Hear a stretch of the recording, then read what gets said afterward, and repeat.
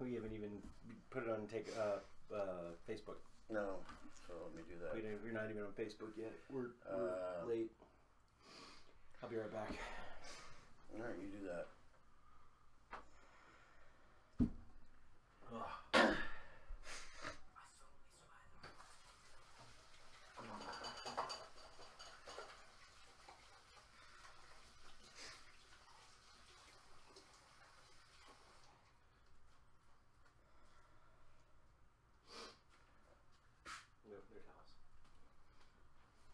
Paper towels. Oh no, they're over there on the table.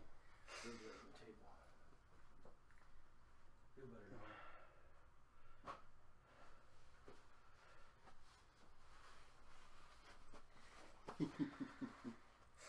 All right. I wasn't able to watch the whole Stipe Miocic fight, but whew. All right, so welcome to Take Offense. Welcome to Take Offense. I'm Cody. I'm Nick. And don't take offense. Take a stand. If you take offense... If you take offense at something we say, it could be your conscience tapping you on the shoulder. Yep. So, we haven't even thought of a top 5 yet for today. Dude. And still, there was a UFC last night, and it proves once again, Croatians are bad, bad people. And they are not to be trifled with. My people. In the words of Hagrid, you're meddling things that ought not to be meddled in. Yeah. Don't mess with frickin' Croatians. Stipe Miocic fought a frightening man. Giant, scary dude. Turned Alistair Overeem into a Pez dispenser. And won. Stipe is smart and good and big and scary and awesome. awesome stuff. Woo. All right. Well, we're getting going. Yeah. Let me move this back some. Woo. We got Dr. Nick Machine, 0 defects. We are obviously not government, so we are working today. Yeah, but like the government, we don't get paid, so we're doing this for fun. Yeah, they don't get paid at all. No, I mean right now. Oh, yeah. But that's okay. They don't really work either, so Get us paid. You gotta get 100,000 views on your YouTube channel, and at this rate, we need to do 100,000 videos.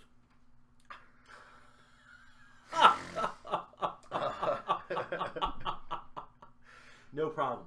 We have goals. Yeah, 100,000 videos. You know, the goals are each video gets 100,000 views. Yeah, that's see 152 weeks a year. Yeah, that'd be all right. I'm not a problem with that. That's I don't know. What's that? 100,000 divided by 52. No, that's a million. That was a million. That's a million divided by 52. I'm awake. So it would be 1,923 years. No way. Yeah, we'll do fine. Yeah, we can do that. We're gonna blow this away. We'll still be here. I'm gonna be here after 1,000 years. I don't know about y'all. Okay. It's a good time. Anyway, but you know, that's the whole point. Take offense. Don't worry about people's opinions. Just do your own thing. Just do it well. Yeah. You know, find your jam. Get your jam rocking and just do it. Yeah. So, it's good stuff. Rock and roll. So, so Stipe won. Oh, yeah. You guys, the Saints, lost a heartbreaker, man. That was a hell of a game. I almost don't even want to talk about it. That was... So, we haven't talked about this, but I am a huge New Orleans Saints fan. I was born in New Orleans. My whole family is from New Orleans. And, you know, I can't really say anything because, you know, I wasn't playing the game. It's a freaking game. So, might as well not get excited about it. But, essentially, there's one play left in the game. if you didn't watch the Saints versus the Vikings. I don't know how you didn't, Okay. because the NFL channel keeps playing it over and over and over again. Oh my God, they've played it like 50 times. Well, to get into that though, they came into the half down 17-0. Oh yeah, because we've decided we're only going to play the second half. That's our gig now, you know. And so Drew Brees, who somebody said is overrated. I don't know who that is. I'm not sure really how they came to that conclusion, considering Drew Brees is the reason we win everything. For the most part, he's possibly one of the greatest quarterbacks ever, considering, you know, like his Saints have a long history of having amazing quarterbacks. They had this guy named Archie Manning, who was an incredible quarterback, but he played for the Saints.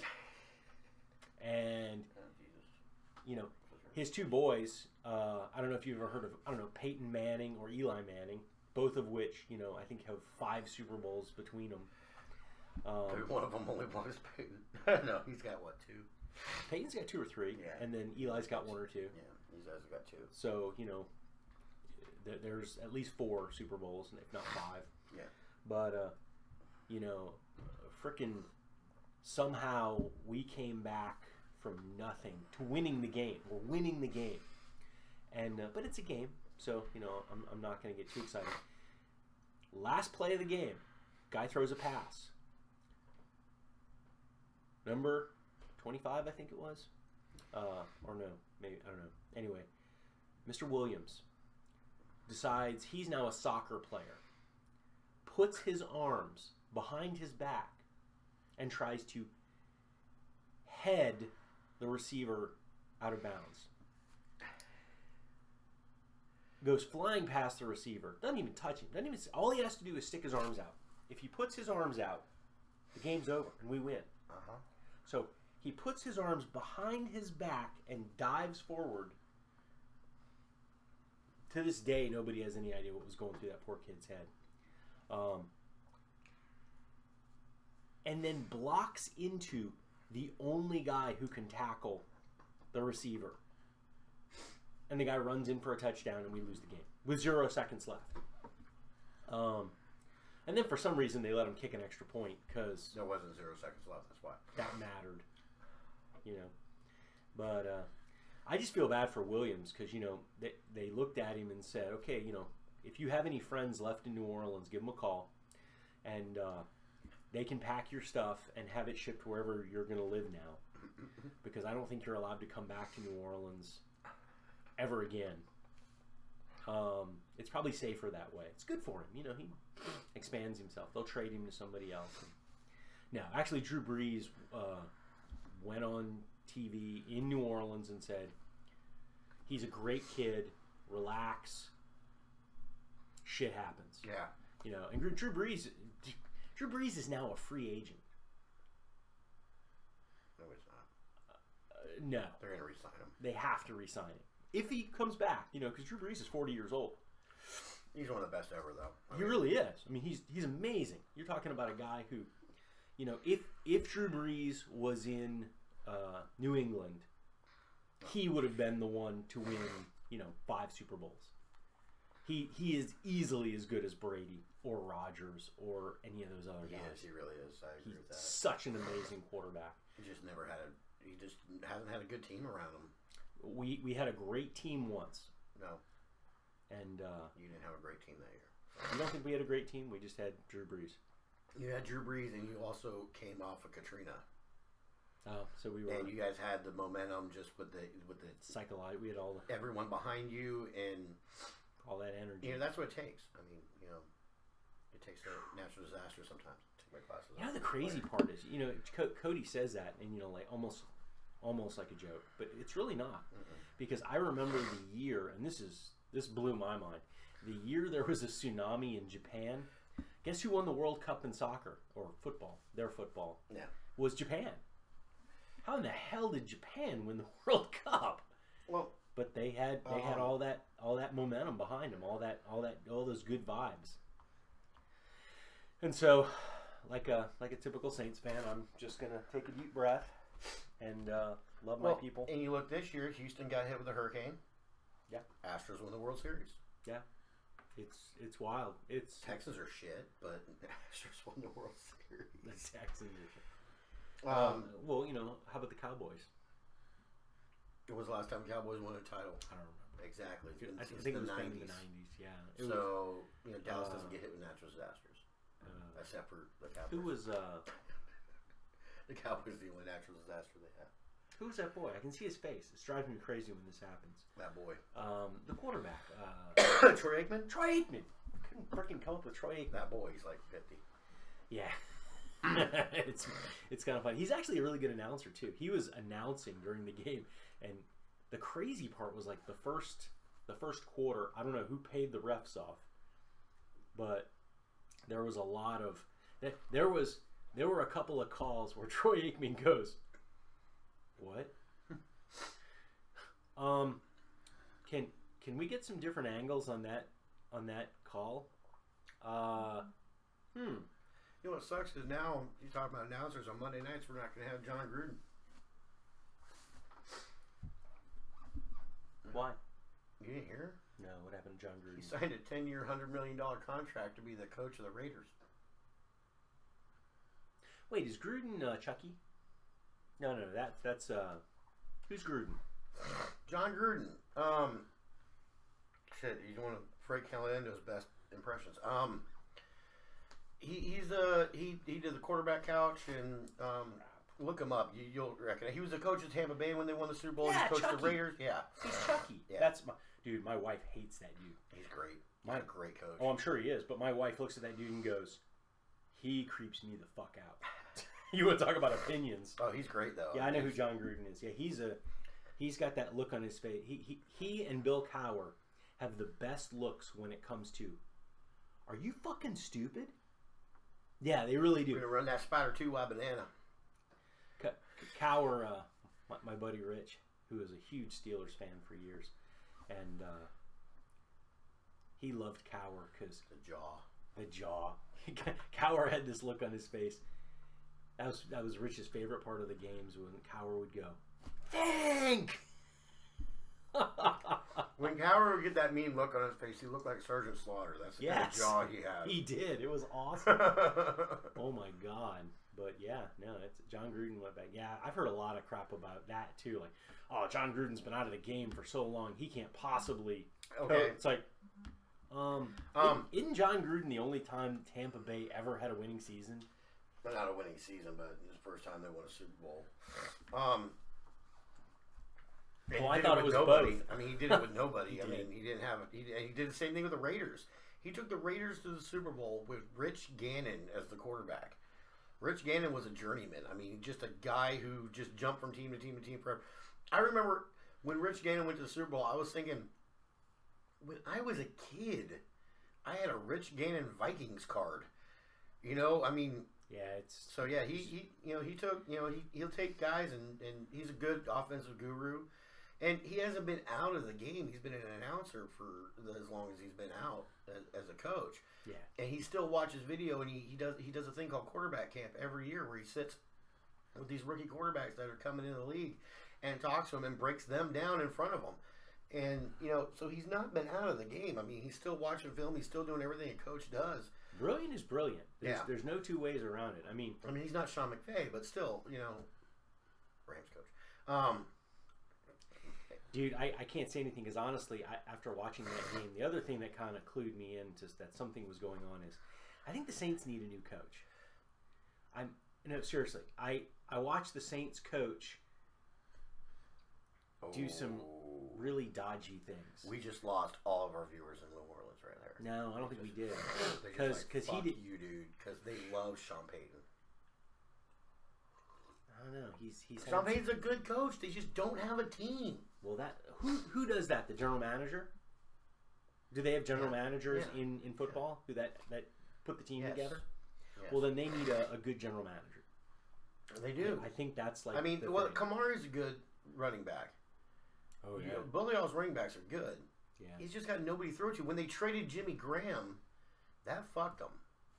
There was a lot of stuff because you're absolutely right because he drops back and he looks around and he's like, oh, either I'm gonna run my 39-year-old ass and get a first down, Yeah. or I guess I'll just take a knee so they don't kill me. Yeah. Yeah, it was bizarre, dude. And still, he sets records for the number of yards in seasons. You know, that's pretty damn good. Yeah. I mean, yeah, they just got to build a team, you know, for him. I mean, now he's not going to be playing much longer. They're probably going to draft a quarterback this year just to have somebody kind of be the heir apparent to learn under him. He's got to teach some new kid. Which is quite often, I think, the better way to go, unless you just got that guy who's just going to come out and do some amazing shit. But, you know, we're getting close to, you know, the end of Brady's season. Brady said he wants to play for 4 more years. Yeah, but I mean, still, that's... And they traded away their best backup, Jimmy Garoppolo. He's with San Francisco now. Never good. And the other backup, Brissett, they traded him off too. The Redskins, years ago, and this was just a long time ago, they had a big problem because apparently they didn't treat their backup quarterbacks very well. And they had a big problem with that because they would always just leave. As soon as they got the chance, they were like, I can go somewhere else and begin to develop. Developing your team, you know, that was always something that... Yeah, some of the players stick, some of them don't. I mean, you had Rodgers that sat behind Brett Favre for like 2 or 3 years. You know, just sat there, and everybody's like... Yeah. Favre leads the NFL in career interceptions. Yeah. And he still does. He holds the record for career interceptions. And you let this kid that, I mean, and you've seen what Rodgers has done. He's one of the best. I mean, he's top 5 quarterback in the league. You know, it was the name, though. It was just that feeling that when Brett Favre took the field, you know, yeah, he would throw some awful, we just went away. Oh, no, we're back. And we're back. I don't know. Okay. We got all weird. I don't know why we froze. But, yeah, no, it's interesting. But, you know, again, it's a game. You're going to get yourself all excited and juiced up about this game, and then ultimately you got the rest of your life, because one instance of joy does not a lifetime make. No. I've tried to milk every bit of joy out of the one Super Bowl we won. And I wore my Saints hat until it was in rough shape. But, you know, a couple years later, it was like, meh. Hey, remember when we won the... Oh, no. Guess I don't. All right. Let's see. His career interceptions. Career interceptions? I'm looking this up. Brett Favre. These are stupid stats. I don't like this site. Go somewhere else. Yeah, Brett Favre, I mean, a lot of people went over to... I mean, here's the crazy part about Packers fans. When Brett Favre went to the Vikings, a bunch of them went with him. 336. For a while, anyway. 336 in his career. Okay? Second place is 277. That's George Blanda. 336. How long ago was that, George Blanda? Oh, God, George Blanda was forever ago. Good Lord. Yeah, 336 is the interception record, and nobody's even freaking close. That's wild. My favorite YouTube video is the little kid crying, I hate Tom Brady. Why do you hate Tom Brady? Blah, blah, blah. He's beating up on whatever team it is. He goes, well, maybe he'll throw a pick. He never throws a pick. It was hilarious. My favorite one of those with the little kids is this little 5-year-old girl, and this shows you the heart of the guy, and everybody knows the heart of this guy, but this little 5-year-old girl is bawling her eyes out because she's too young to marry J.J. Watt. And yeah, I can't marry J.J. Watt. Her mom is trying not to just crack up at this little girl taking this video, and what happened was J.J. showed up, gave her his white jersey. And he's like, now this isn't going to be for real, but we're going to, do our little, he married her type thing, and she that's why he got her the white jersey. Well, thank God it's not in Waco, Texas.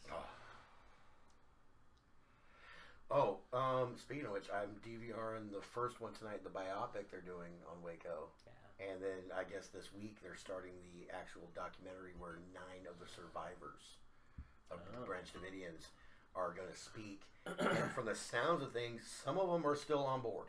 Oh, yeah. Like this one woman was like, I should have died with them. Yeah. Oh, yeah. Oh, dude. And it's called Waco Madman or Messiah. I'm like, God, man, really? Well, obviously he didn't raise from the dead, so not so much Messiah. We don't know. No, that happened in 3 days. He still could be out there. No, he had tunnels all underneath that place. He could be anywhere. Oh, so they never found his body? No, there were so many charred remains. They never actually officially found his body, from what I understand. I have to look it up. That's like Hitler. Did you see that one thing about Finding Hitler or Chasing Hitler, whatever it's called? I haven't watched it yet. I really want to. Well, that's the problem. Is there's only one TV show I'm going to watch for a while because I've got a lot of stuff I need to do in my life, and that is Magicians. Besides Magicians, I'm pretty much going to be out of the TV realm. I've just got way too much to do. I got way too much on my plate, and I spent a lot of time watching TV. They're saying he was shot. He was shot. Found his body. He was shot. Oh, I wonder if one of his people shot him. Who knows what it could have been? Who knows, man? Dude walked in. Pop! Oh, he found his body. Or he shot himself. Who knows? Or he shot himself. But that was a long time ago. I don't think they found his body. I think it's fake. No, they said they found Hitler's body, and supposedly they didn't. I thought that was one of the best lines in Hellboy. So after Hitler escaped, you know, wait, no, Hitler died in 1945. Did he really? Yeah. And the guy's got this grin on his face. Did he really? Yes. Yeah. But yeah, you're not telling me Germans didn't have an exit plan. Germans have plans for everything. It's just what they do. What were we watching? We're watching Harry Potter, and that actually came up, the whole Nazi master race thing. Because what the hell? Can you imagine if they did one on Harry Potter, where the wizards of Germany and England were fighting it out? No, well, if you look at Harry Potter, Voldemort was Hitler, because the master race was blonde hair, blue eye, and Hitler didn't fall under any of that. Voldemort is all talking about pure blood and everything like that. Him and his top people were not even pure blood. Only half. Yeah. So, they're halvesies. But, nobody wanted to step up and go, well, Voldemort, you have out of a cadaver, you're fucking gone. Or snake eat your ass. Yeah. Nagini. But, yeah, so, I mean, it's that whole, I don't get it, with that mentality and why people would follow. Oh, yeah, that's the master race. Wait, you're not part of it. Nope. That's like me, shouting Black Power. Did I ever tell you about that? No. Guy at work, this guy, Eric, at work, he said, I told him one day, I was like, I want to be like you, Eric, when I grow up. Yeah, I'm like, you're really good at your job, you're always happy, and you're black. He's like, you might need to work on the last one. I was like, no, I'm half black. 2 out of 3 ain't bad. And he goes, what do you mean? I was like, from the waist down. Nice. He started laughing. He's like, you might want to switch that up. I was like, no, think about it. It's the best of both worlds. I'm black from the waist down, so the wife is happy. I'm white from the waist up, so the cops don't know any better. Nice. He lost his shit. He thought that was clever. Speaking of which, speaking of conversations and good at his job and happy. Those are 2 huge things. 2 out of 3 kind of win. We got I got a win. buddy that I was talking with about I'm not going to give names on this one. But he was he's having issues with his girlfriend's father. And it's not a lot of issues, it's one main issue. And that main issue is when they go out together, he's not allowed to drink. He can't have a beer with dinner because the father is a former alcoholic and feels that would be disrespectful.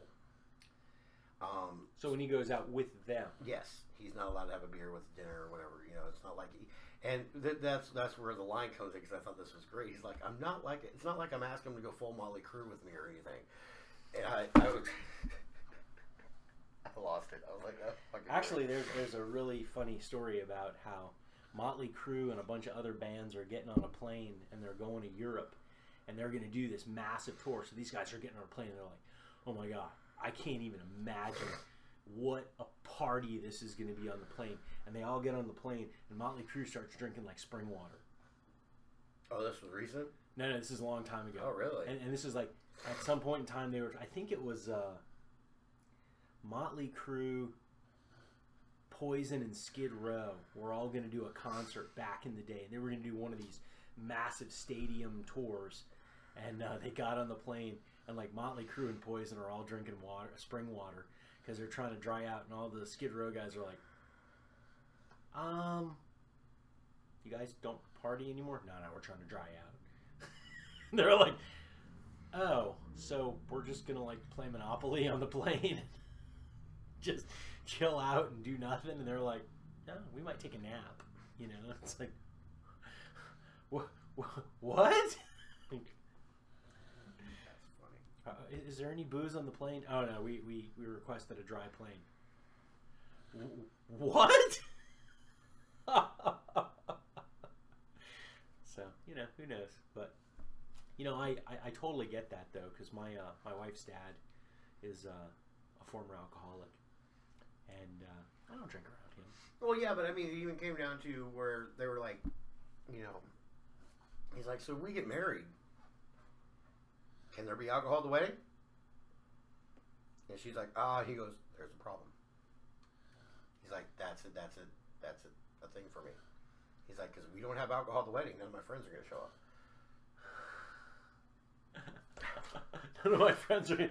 Actually, I know a guy who got married, and he's a nice guy. He's Turkish, and he married I think an Egyptian woman, and great family. Love the guy, fantastic chiropractor, and two of my good friends went to the wedding. Dry as the day is long. It's a Muslim wedding, dude.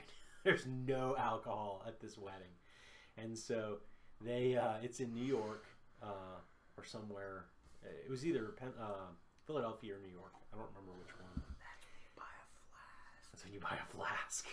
But anyway, they leave the wedding and they beeline for a bar. And the guy goes, it's last call. And they go, we were just at a Muslim wedding. We need a beer and a shot now. And the guy's like, I'm on it. Whew! And he serves him a beer. Or no, he goes, you just missed last call. And they go, we were just at a Muslim wedding. We need a beer and a shot. And he goes, right on. And he gives him a beer and a shot. Nice. And yeah, hilarious. Yeah, great guy. Yeah. Dry wedding. Yeah, no, dry wedding. My wedding was not dry. Well, my wedding was yours couldn't be. Opposite. Your family wouldn't have showed up. Yeah. Well, actually, my family would have shown up, and then my family would have gone, give me a sec. And, like, half of them would have vanished, and then half an hour later come back. With a bar. With a bar. Literally a bar. No, like PCU, like dragging it behind a car. Oh, like yeah. A full bar. Oh, yeah, full bar, you know, with dollies full of liquor. We were given the choice between per drink, per bottle, or per person to pay for the bar. And we knew this well in advance. We knew this months in advance. So we started sending out letters saying, please, please, please stay at the hotel or arrange some sort of transportation to a close hotel. The theme of the wedding is drink them dry. And I have SCA friends, some of which are giant people, and they can drink. Yeah. And the third time they brought a dolly full of liquor into the room to restock the bars, they had realized they made a horrible mistake. Because not only does my family drink like fish. Oh, do you know squirrel that? Well, it's talking about the least happy places to live, the most miserable places to live. Well, we'll talk about the happiest places to live. there's a list of the happiest places to live. The 2 or 3 least happy places, you'll get a kick out of this. The least happy place to live in all the United States, West Virginia. And I actually I know people who've lived there and they loved it. So I'm not sure why that's true. I'm not sure who did the poll. One of the other bottom 5, Oregon, which is weird because if you look at Washington, it's in the top 10. Mm-hmm. And Oregon is like the bottom 5. Mm-hmm. Louisiana was in the bottom 5. I don't know who they're polling. It's weird. And Oklahoma. Never been to Oklahoma. Know nothing about Oklahoma. I know a chiropractor. There's dropped down really, really, really bad, though. There's what? There's Oklahoma's dropped down really, really bad. My dad moved there. When your dad did it. your dad. They're like, this guy's here? Fuck Oklahoma. Jesus Christ. Dude. Jeez, let's just shut down everything. Let's move the colleges somewhere else. Yeah, I was pretty blown away. Because, I have friends in Oklahoma. And, apart from being, kind of whiny, they, seems like a nice place. Dr. Lee is, his first name's Lee. He's not like Asian or anything. Not that matters, but. No, I know a Dr. Lee who's like a Korean guy who's a pastor, and it's not that Dr. Lee. It's another Dr. Lee. Is he in a Korean church? Dr. Lee? Mm-hmm. No, he teaches a bunch of white people. I think the Koreans went, no. But I don't know. He's a spy. He's a spy. I was actually thinking about something. Have you ever heard the Lord's Prayer? Jesus, the apostles asked Jesus. Our Father. Our Father who art in heaven, hallowed be thy name. Thy kingdom come, thy will be done on earth as it is in heaven. Give us this day our daily bread. I have a question. As we forgive those who trespass against us. Not bad for pagan, huh? Temptation. I can find the way myself. Well, here's the weird part. Our Father who art in heaven, hallowed be thy name. Never mentions what his name is. What name? Which name? What's the name? God. Yeah, that didn't exist when Jesus was around. That's actually a pagan name. God is from the Celts. Gold. And if you watch Undercover Brother, Gode means white. So good morning is white morning. In other words, you want to kill my black ass in the morning. Okay. That's a great line. But yeah, more. That's interesting. Yeah, so I was really kind of interested in that. So it's kind of like never-ending story. You're trying to find the chick's name. Name me. Yeah.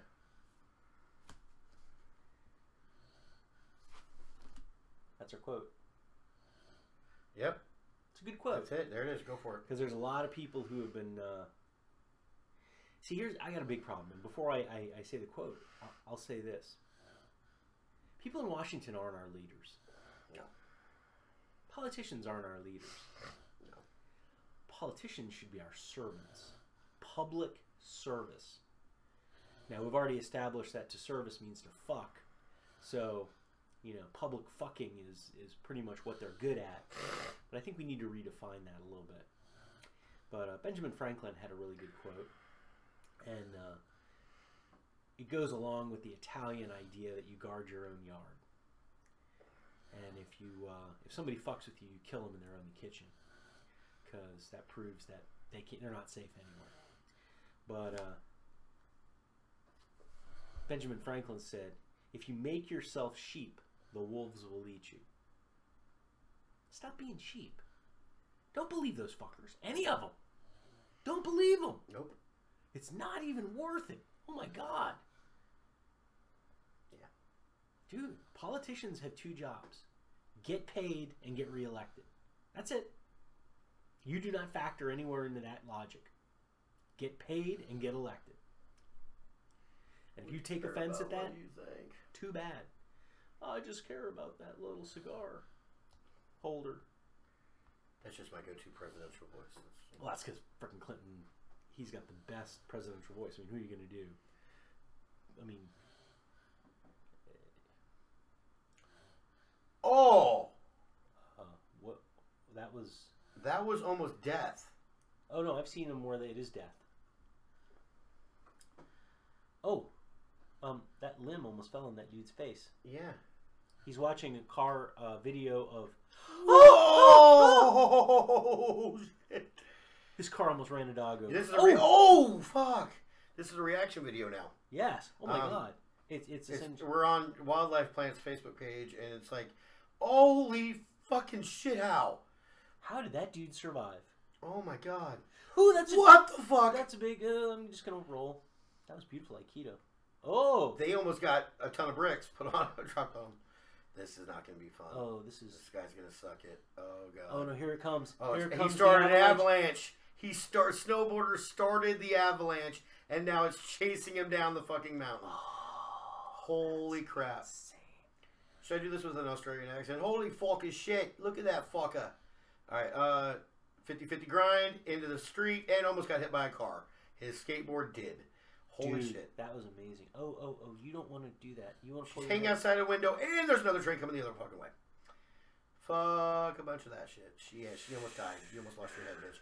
Oh my God, oh my God, oh my God, oh my God. Dude, that's a guy's Kid almost hero. got hit by a car. Whoa! This guy saved a little girl from a car riding through a building. That guy's a dumbass. Jesus Christ. How that guy survived. Oh shit, oh shit, oh shit. Hey, that guy jumped out of the truck. How did that guy didn't jump out of the truck. The guy was running in front of the truck. Oh, this is going to be bad. Oh, fuck. Kills motorcycle shit. Guy. Oh, God, okay. Wow. That's bad. These are like really... basically fails that are like, oh, God. Oh!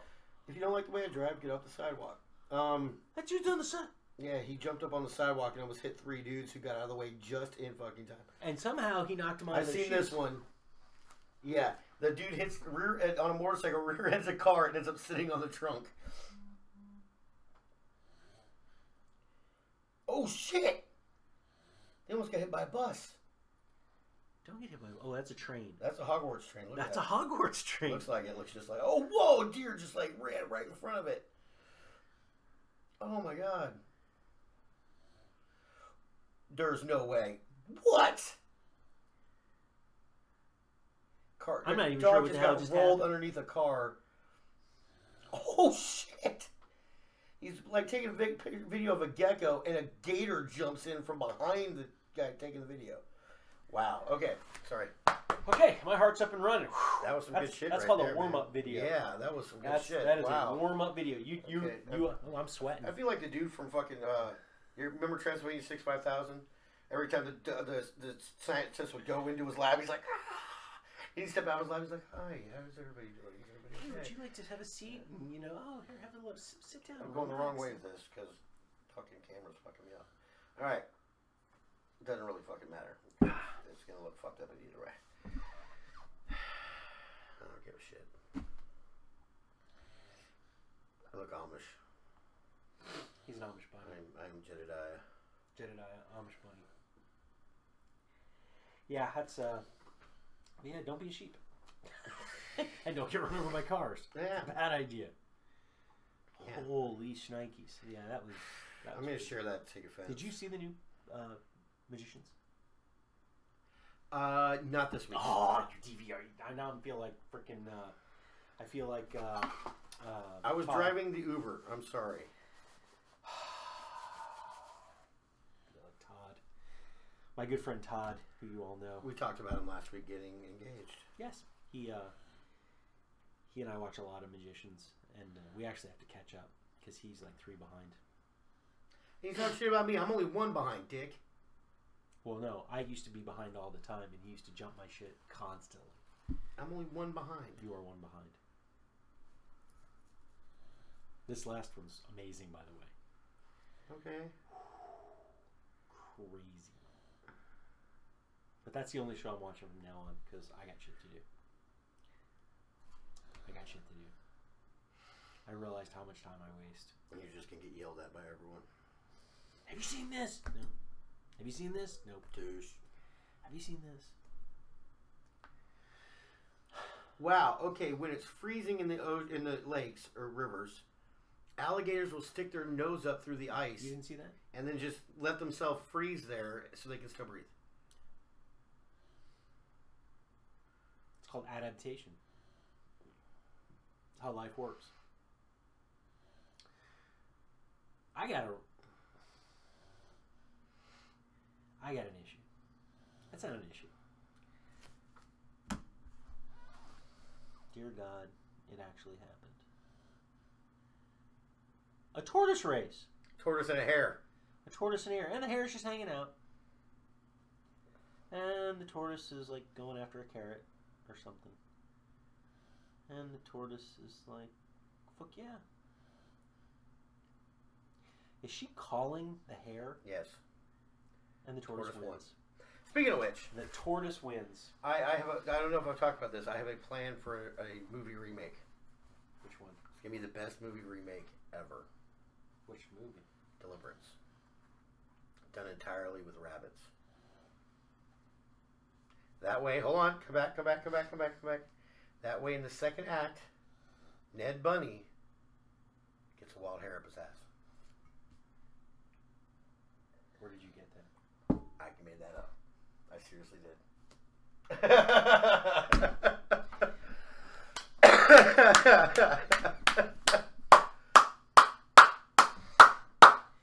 Mad props. And if you don't That's get that, a good one. if you don't get that, you gotta. Oh, there was one I did years ago where I said, that's a good one. The animated Scarface. An animated Scarface? I came up with the animated Scarface, and Hank Hill should play Tony Montana.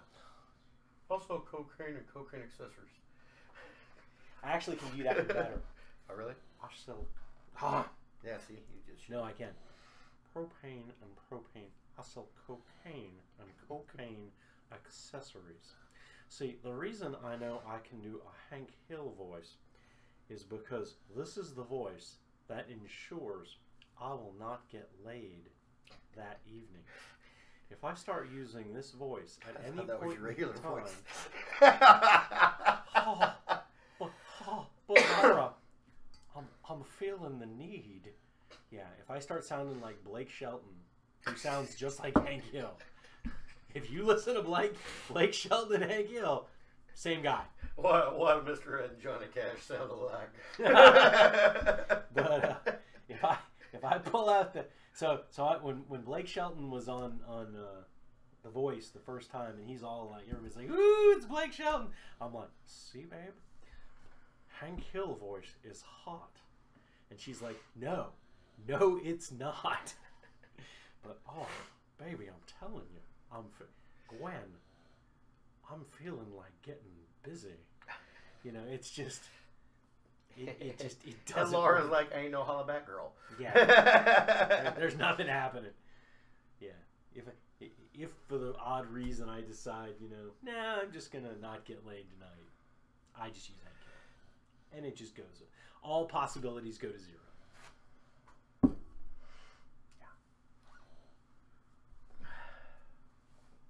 Say hello to my little friend. That one doesn't work either. That's okay, she'll be back. Another Quaalude, she'll love me in the morning. Another Quaalude. Damn it, Bobby, you gotta work. You won't go through life and have everything handed to you like Jeff Gordon. First you gotta get the power. Then you gotta get the money. Then you get the women.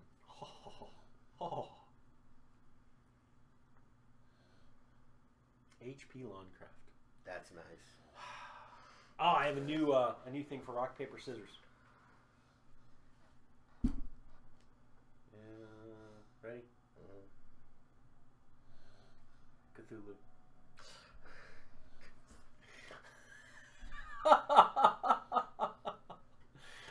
Cthulhu wins all. Cthulhu just wants us to live our short, mortal lives in excruciating, never-ending pain.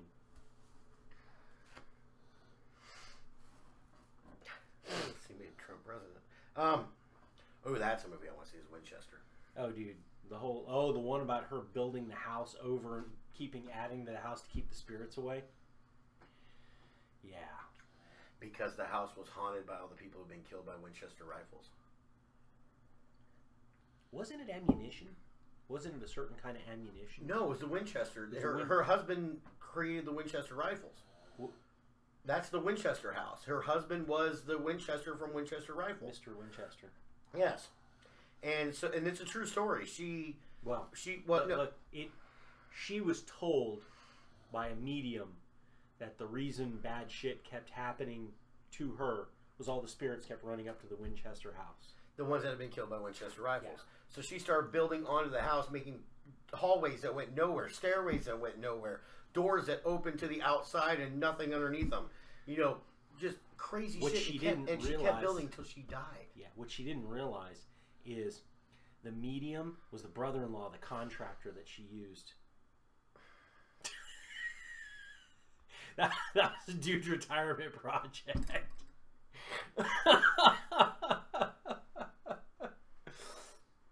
You know, whatever works, bro. We just live in this crazy world. Oh, we got good news. General Mao's army upstairs is moving out. Yeah, you told me that weeks ago, and it didn't happen. Well, this time it's supposed to actually happen. All right. This time they're being kicked out. I'll believe it when I see it. Me too. For those of you who don't know, General Mao's army are the 10 people upstairs who all work at the Chinese buffet down the street. May or not be. What the hell? May or may not be. He just sawed a baby in half with books. That's creepy as shit. Don't cut your baby in half. Oh, don't cut your baby in half. And her arms are moving and everything too. Oh my god, it's pretty good. That's a really good magic trick. It really is.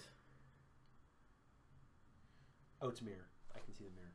You don't see a mirror. No, I do. You see his leg on the other side. That's that leg. No, it's not. Yeah, it really is. It moved at a different time. No, it didn't. You have no fucking faith. That's not how it works. You have no faith in magic. There's no mirror. Look at that. And she's okay. Yeah, notice he's not showing the table. That was a good trick. Don't get me wrong. That was a good trick. But in today's day and age, when you got high def stuff, you can tell when it's a mirror. What was that? Jesus. Oh, Daniel Cormier. Yeah, he won again. I am the UFC champion again. Daniel Cormier is the second baddest man on the planet in 205.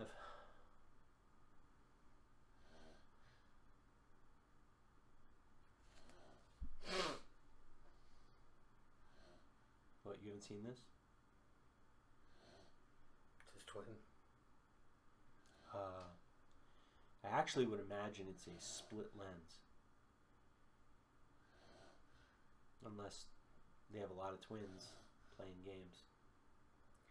Okay, so she has a subluxation where her right shoulder is higher than her left shoulder.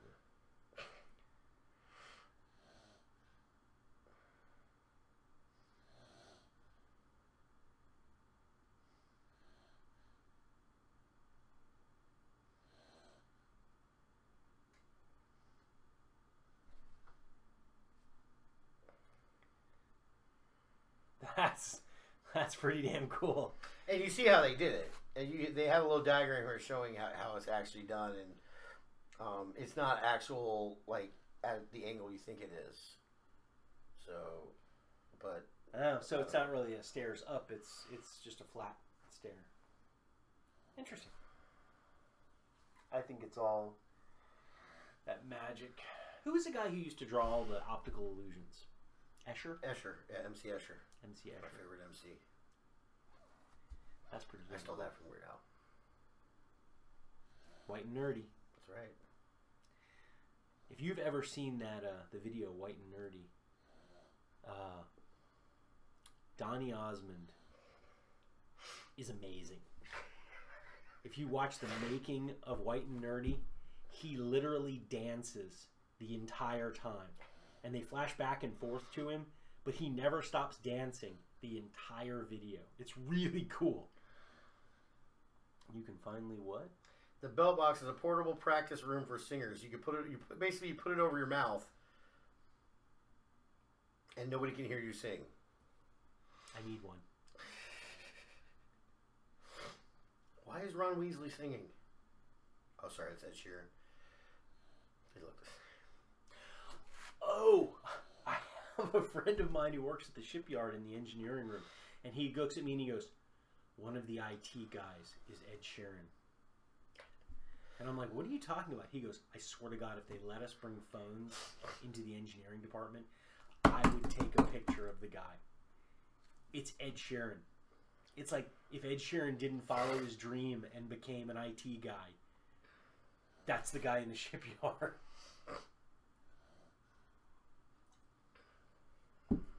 Crazy, crazy. I have a teacher who's like 300 years old. What are you talking about? My blueprint teacher. He's like 300 years old. No kid. Well, he probably remembers when he used to draw blueprints by hand. Yeah. Oh, he does. No, that's the thing. He's like, when I started doing drawings back in the 50s, I'm like, Jesus Christ. I was there. But what's funny is, out of my 3 instructors in school, he's the one who's like most into the technology. Oh, like yeah. he's the only one who keeps up with the app and everything like that. The other 2 are like, I'll just email you if I change anything. Like, Jesus. That's crazy. All right, so wait, they're making a Friends movie? Yeah. Yes. Yeah. Friends the movie. Yeah. It's right here. Damn. Take that.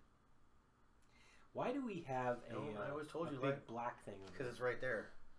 Because you didn't adjust this.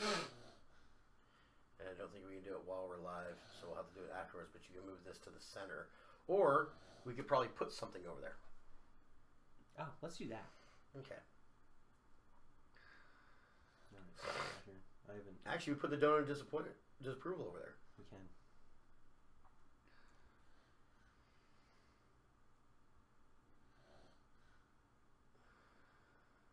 Oh, wow.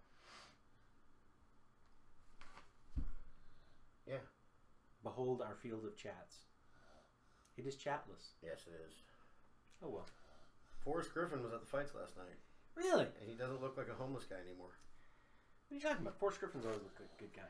When he had the beard, though, he had like the beard that was like down to here and shit. And he showed up on one of the Ultimate Fighters to play the new video game with the guys. And he shows up, he's wearing like shorts and a trench coat and like this huge freaking beard. And they were like, "Who are you?" And he's like, "Forrest Griffin." They're like, "Really? Oh, okay." And they had, yeah. Barn Cat was living in the barn. No. He's not Barn Cat. It's Barn Cat. I know who you're talking about. I love that's a guy. It's one of my favorite nicknames ever. The Barn Cat is somebody totally different. Forrest Griffin actually doesn't really have a nickname.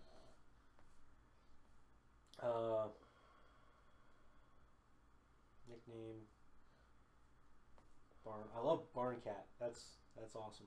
In fact, the first time I ever saw him fight, I was like, this dude's gonna get destroyed, and he didn't.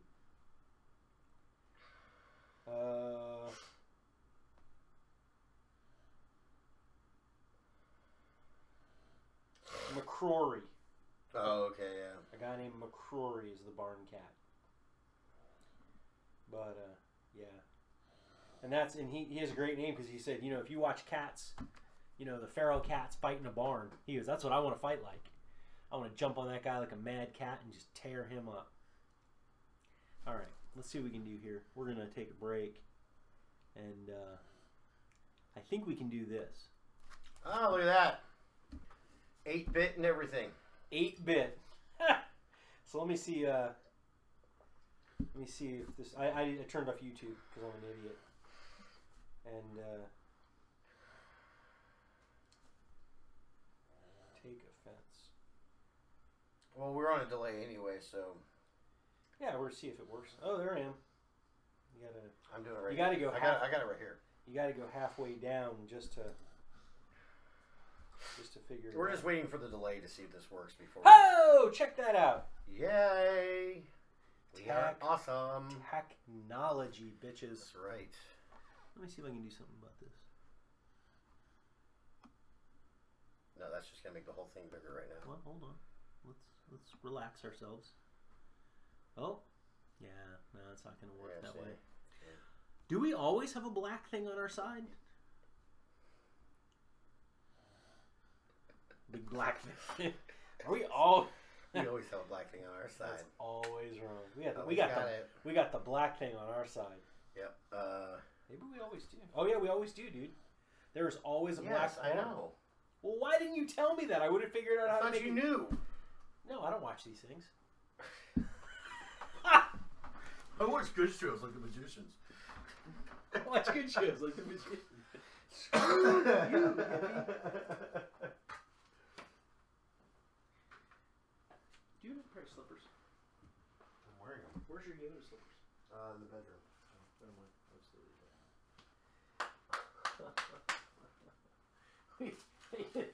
You can listen to the producer snore. Yes. Here, I'll point it at the producer. No, don't do that. I would like to live.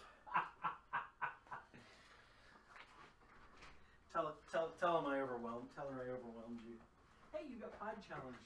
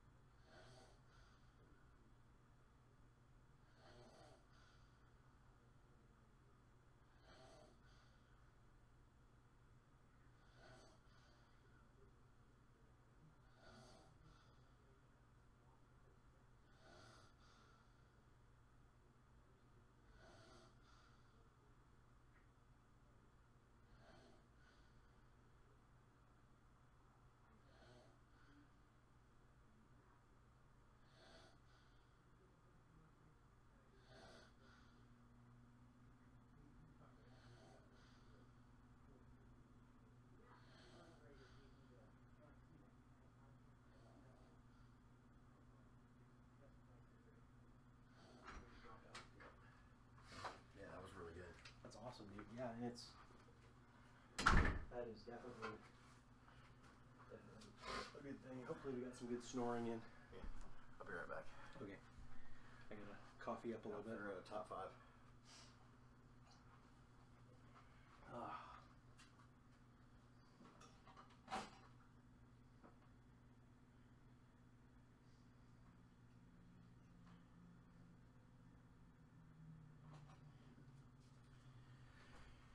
Whew.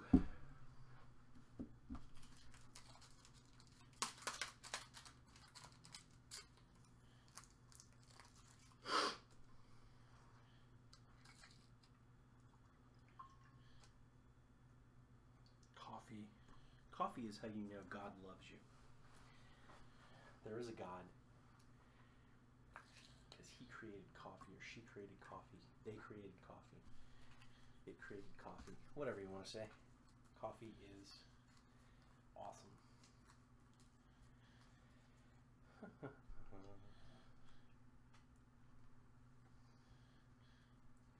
Coffee, coffee, coffee. Love coffee.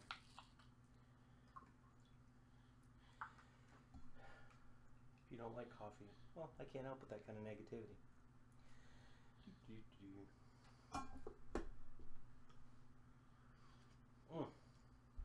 All right, let's see what we can do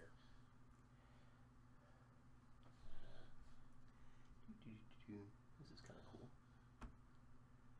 No, that. Oh, we're back.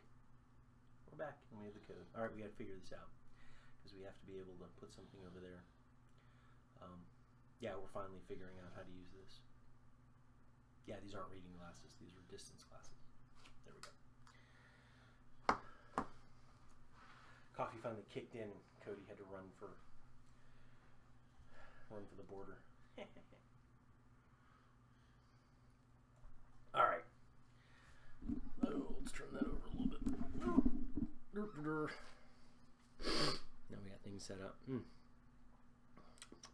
Flavor. That's the one thing that I'm grateful about, that cocaine does not taste like coffee, because that would just be too much.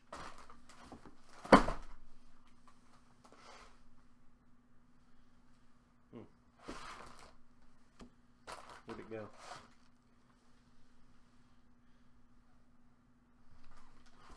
That was weird.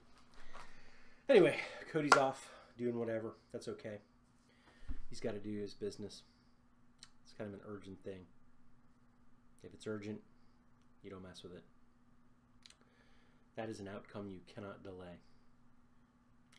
But yeah, we're thinking about a top 5. We really got nothing, but that's okay. We're working on it. Any ideas? That'd be nice. I don't know. Let's see what we can find from the peanut gallery. I actually, the fun part about living in Virginia Beach is there's NATO people who come and spend time, and my wife has made friends with a bunch of people from the UK and Italians and things like that, and the kids, you know, have a bunch of friends who've come from different languages, as my daughter says. He's from a different language. He doesn't, you know, speak English.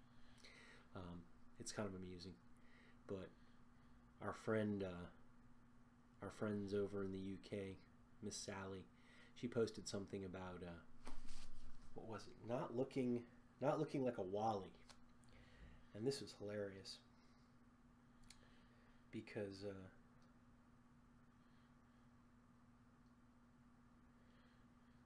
so I asked a friend of mine from the UK, hey man, the missus has a friend in the UK and she posted something about looking like a Wally. What is a Wally? And when Cody gets back, we'll talk about that, because it's kind of funny. We all have our different expressions, and sometimes, you know, you'll see posts and we have no idea what the hell she's talking about. And it's just funny how different cultures do different things. Like if you've ever seen, if you're in the U.S. and you've seen Harry Potter movies and you see the kids and they go to school, that's what they do. Once you hit like middle school or so, you pack the kids up and they're gone. You just send them off to the boarding school, and they go do their thing, and I think I talked about it before. She tried to jump on Amazon and get him a rugby ball, and ended up sending 30 kilos of dog food to the guy's headmistress and or the house mistress, and she's like, yeah, I don't really want to call the house mistress because I'm not sure how I'm going to explain why I sent 30 kilos of dog food to my kids' house. But yeah, they sort them out and they put them in houses, and they have competitions based on the houses, and all that stuff is apparently how it works, and that's pretty damn cool. But she got a rugby ball in the mail, and she's like, well, this is great, but where the hell's the dog food? And then her son, texts her and goes, hey, why do I have dog food? Where's my rugby ball? She realized she screwed the addresses up when she made her order. So, but then she was also talking about walking her dogs and how she got this really cool leash, and it's like a dual leash for the dogs. So the dogs aren't pulling her in different directions, and she's like, oh yeah, it's wonderful. I can walk the dogs and not look like a Wally. And, oh yeah, here he comes. So we'll, I have a top 5. You have a top 5. Awesome. So a friend of my wife's, was posted on Facebook and said, yeah, I got this new leash. She's from the UK. And she posted on her Facebook, yeah, I got this new leash. It's a double leash for the dogs. That way I don't look like a Wally when I'm walking the dogs. Do you know what a Wally is? The little robot that Al Gore created. Nice. So anyway, I didn't know what a Wally was either. So I texted my buddy or messaged my buddy he's from the UK. And I said, hey man, the missus has a friend in the UK, and she posted something about looking like a Wally. What's a Wally? And he wrote me back, and he kind of laughed, and he said, looking like a bit of an idiot. And so that's kind of funny. So, all right. So if you want to tease somebody and you don't want them to know what you're talking about, say, wow, looking a bit like a Wally. It sounds something that would be more Australian. I don't know, dude. It's a bit of a Wally. Well, all I know is it's a British term. Because Wally did look like an idiot in Crocodile Dundee. Anyway, I wonder if that's why he did. Maybe that's why they named the dude a Wally. That's awesome. We're not British. We don't know these things. Paul Hogan wrote Crocodile Dundee, so that's a dude who just went away. He did like Crocodile Dundee. Well, dude, he was like 70 in Crocodile Dundee 3. So I mean, the crazy part is that super hot chick from Crocodile Dundee 1 like left her husband for him. Yeah, well, he left his wife for her. Yeah, she was in both of them, the first two. Yeah. And after like Crocodile Dundee 5, it was like, was that Tropic Thunder? And he's like, what are you doing, Crocodile Dundee? Watch yourself, that man's a national treasure. That's a national treasure. All right, so supposedly he was based on like a real dude.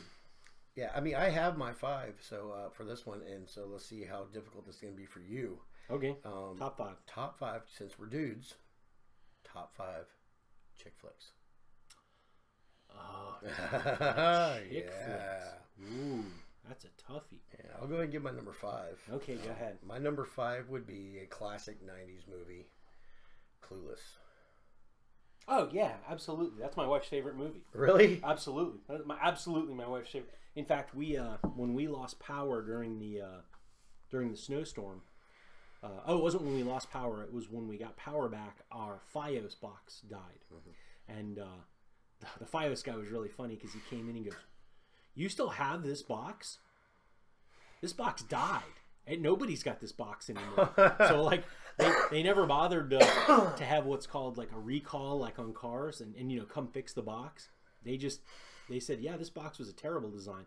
You're the only one like in the past 5 years that still has this box. And I'm like, oh wow, because we've had this box for 8 years. Wow. And it apparently died quick, and we still had it. So we had no FiOS, no internet, no TV for 5 days. Wow. So we started pulling out old DVDs, and we're like, okay, well, we've obviously failed as parents because you haven't seen things like Teenage Mutant Ninja Turtles and Clueless and The Last Dragon and Mortal Kombat and things like that. So I started pulling out DVDs. and the girls watched Clueless and could not stop laughing. Nice. So now the girls love it. Absolutely, Clueless is awesome. That's my number 5. Number 5 is pretty good. Oh shit, this is a toughie because I really kind of avoid those movies desperately. I don't avoid movies usually. Unless they're what was the movie we saw during the housewarming about the Bellas, the singing? Oh, Pitch Perfect. Pitch Perfect. Okay, I'll throw that out as 5 because that's the only thing I can think of right now. All right. I'll make Clueless like number 4 because actually that's probably gonna be number 2. My number 4 would be Forget Paris. With Billy Crystal. Oh, I saw that. Deborah Winger. Great movie. Yeah. Billy Crystal was a basketball ref, NBA ref, and Joe Montana, and they were all telling the story of Deborah Winger and Billy Crystal's, up and down relationship while they're waiting for everyone to show up to, I guess, kind of like a rehearsal dinner. Or it was a dinner to meet all his friends with his fiance, Joe Montana's. It had Richard Marr in it. And the chick who's the voice of Marge Simpson, I can't remember her name. She was in it. But yeah, it was a real good flick. Just one of those really good Billy Crystal movie. And it's funny because Billy Crystal's not a tall guy, and he's an NBA ref. And he's trying to talk to the other players and yelling at him and stuff like that. And he turns to Spud Webb and goes, "Spud, you're the only one I can talk to." But yeah. He actually ejected Kareem Abdul-Jabbar. He ejected Kareem Abdul-Jabbar during his farewell tour. All right, I'm gonna have to take a minute. A friend of mine just went to the hospital with a brain aneurysm. Oh no, sorry to hear that. I had actually just before I looked at that, I thought of something. It was also a Billy Crystal movie, and it is the one with Meg Ryan. Sleepless in Seattle. No. Billy Crystal and Meg Ryan. When she's in the deli having an orgasm. That's Sleepless in Seattle. Not Sleepless in Seattle. When Harry Met Sally. Okay, so that's my number. The producer woke up long enough to give us an answer. Yes, she's awesome. She helps out a lot. So I'll say that's your number 4. I guess that's my number 4. Okay. Wow, no, I take that back. That's my number 1. That's like the best. No, actually, no. I take it back. That's not. That'll be my number 2. Number 2. Yeah. So where's number Clueless 3 is then? Clueless. Number 3 is Clueless. Because it's funny, but so my number 3 would be Bridesmaids. Never saw it. Oh, hilarious! I've heard about it. Hilarious. The only part I've ever seen is when the one chick gets drunk on the airplane and starts like a fight up in first class, and I can't even remember what it's about. But all right, so what's your number 4? So you have Harry Met Sally, you have Clueless, you have what was the other one you had?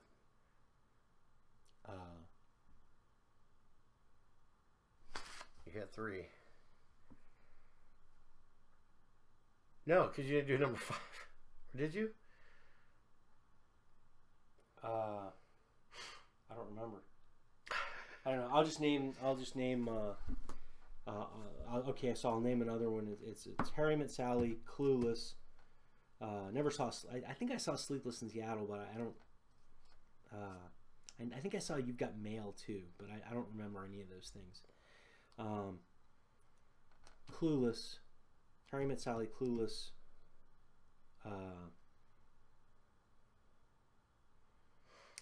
Remember Paris, because I know I've seen it. Forget Paris. Forget Paris. And then there was I don't know. The one I can think of is Bad Moms. That was my number 2. Yeah, I think that's my number 1. Yeah, Bad Moms is my number 2. Bad Moms is my number 1 because it almost killed me. Oh, there was one. Let me see if I can find it. It was Tommy Lee Jones and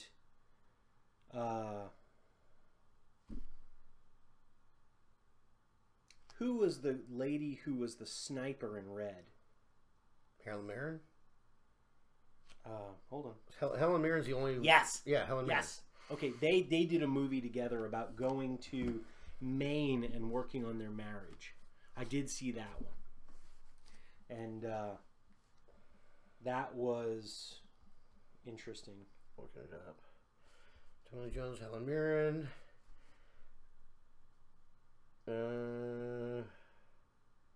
Hope Spring? No, that was Meryl Streep.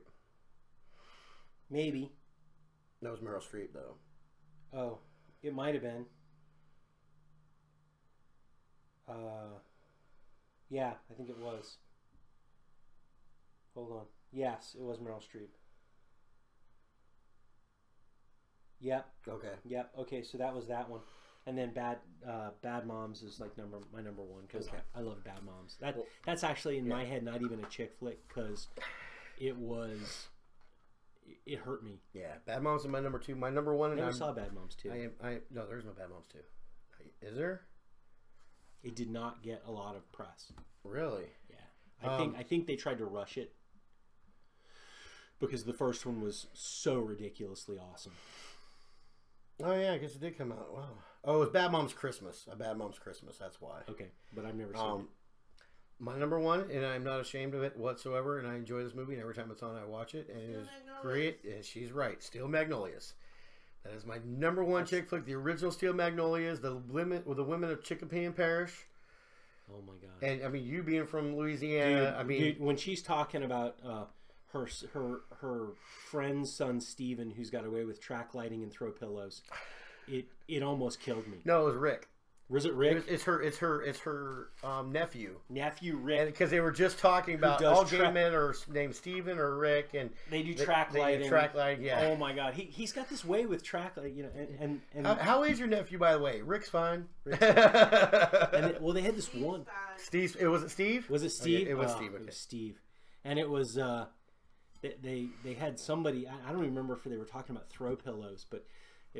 Maybe that was a comedian who was talking about throw pillows and track lighting, but he was like, "Yeah, he throws a pillow at a couch, it lands perfect." If you see the movie and you see it as many times as I have, it's one of the most quotable chick flicks ever.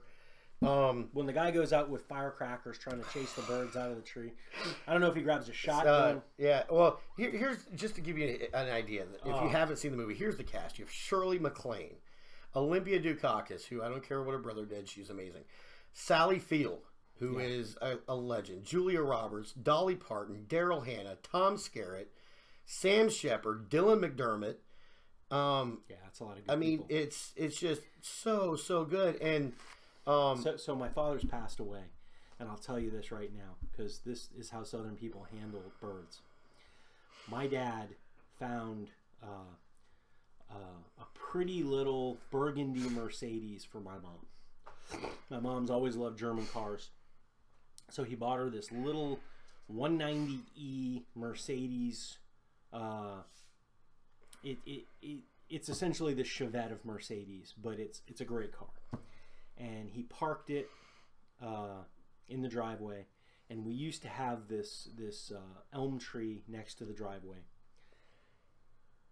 And birds shit all over my mom's car. The entire right side of the car was covered in white.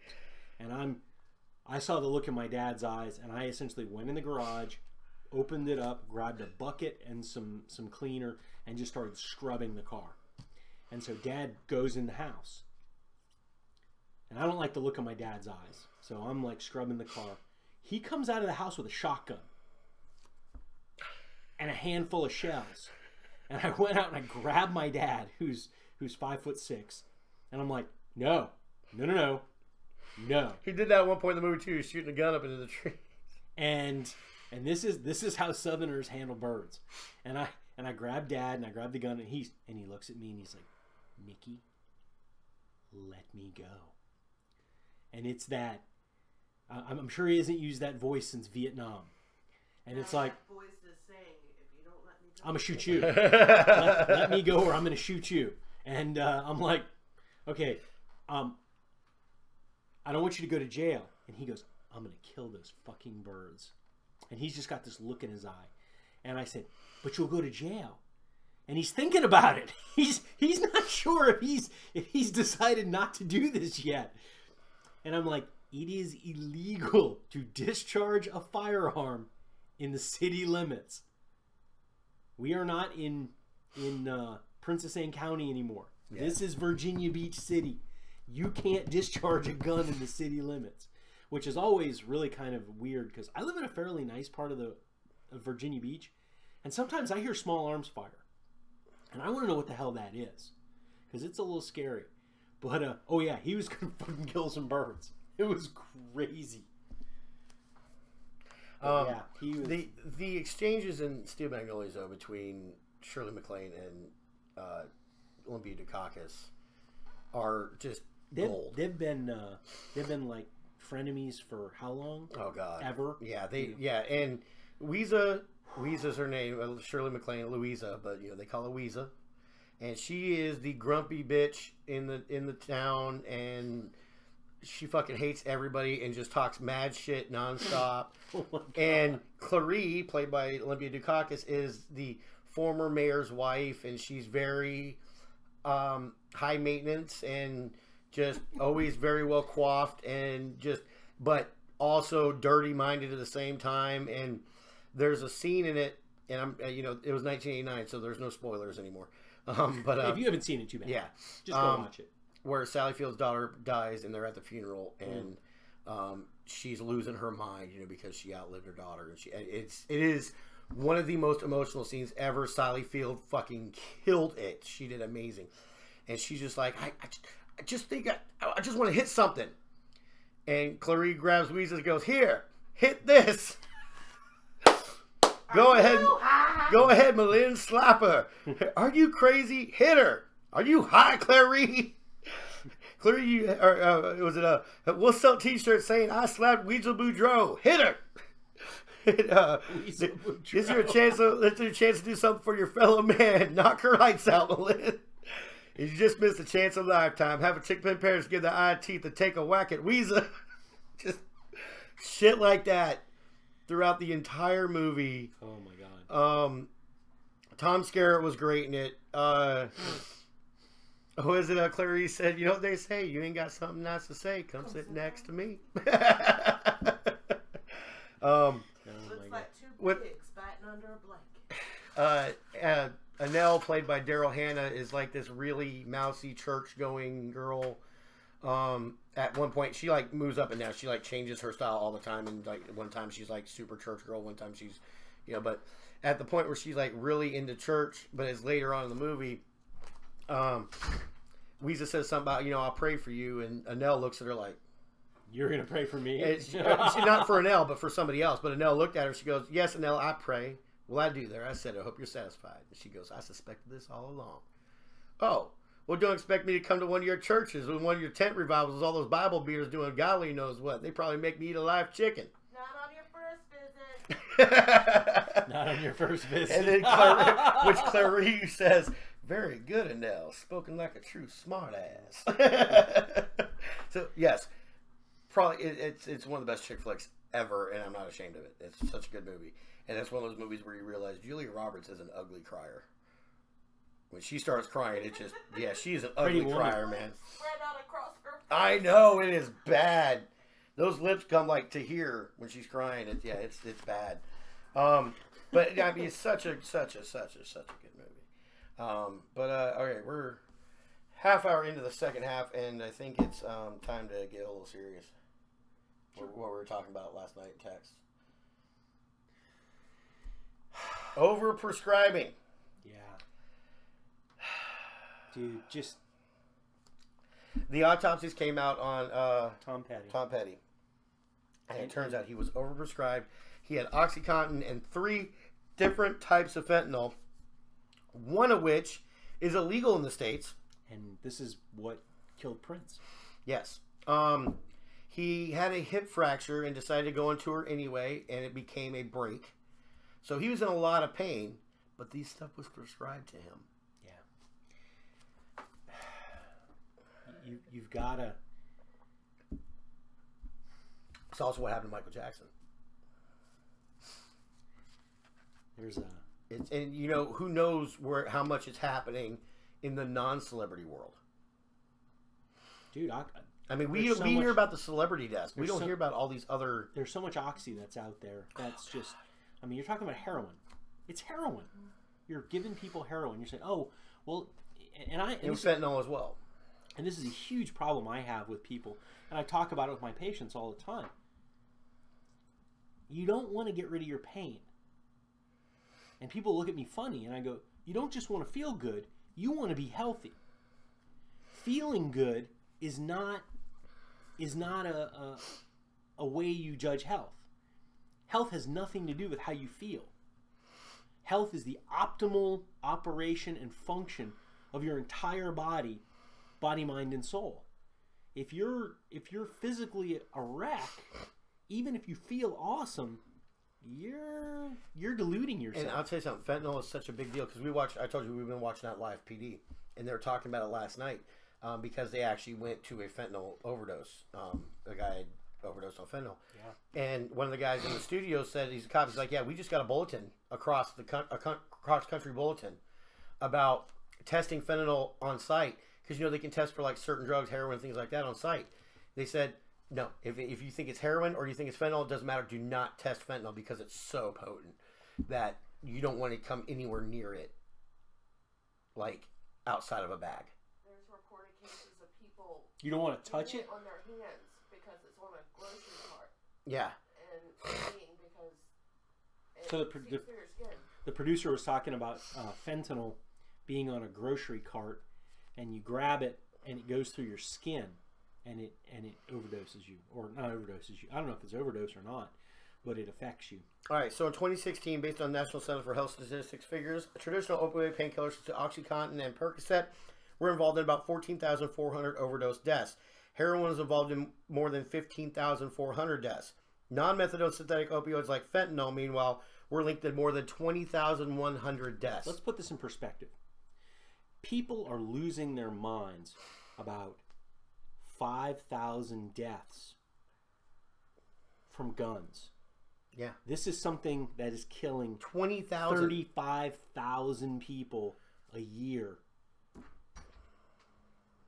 And you don't hear anything about it. Cash. They're now starting to require certain prescriptions to also be filled with Narcan. Yeah. If you get fentanyl or OxyContin, you also have to fill Narcan. Yeah, you have to fill Narcan as well. Narcan counteracts all opiates. Yeah, we've actually just found this out watching live PD that when they come upon an overdose victim, they put Narcan in them quick, and you see the person come to and they're like, well, okay, we know it's an opioid because Narcan worked. It blocks the receptors. Yep. And I have an uncle who's in the ER, and he says you got to be careful when you give people Narcan. Because you hit them with Narcan, and they come out of their high. And don't know where they're at. And they're pissed. Because sometimes they do know where they're at. Oh. And they're like, I spent a lot of money to get high.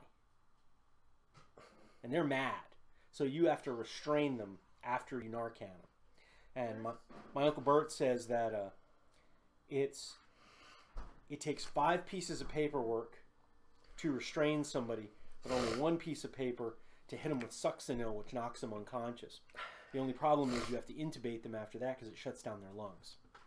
But they're a lot less, they don't fight back. So he'll go, boom. Hey, doc, you need to start intubating in about 10 seconds.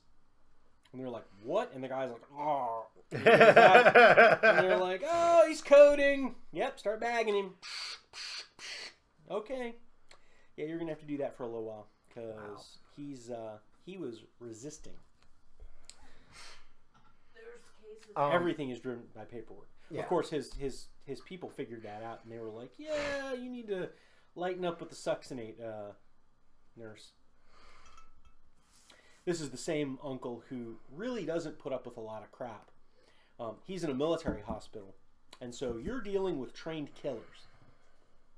They may not be good trained killers, but all of them are trained killers. Not all of them. All of them. I wasn't a trained killer. Yeah, you were. You went through basic training. You have a vague idea how to kill people. Yeah, with a laser gun.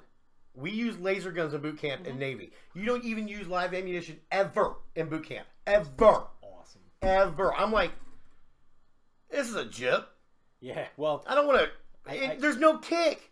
It's a laser gun. Oh, that's a problem.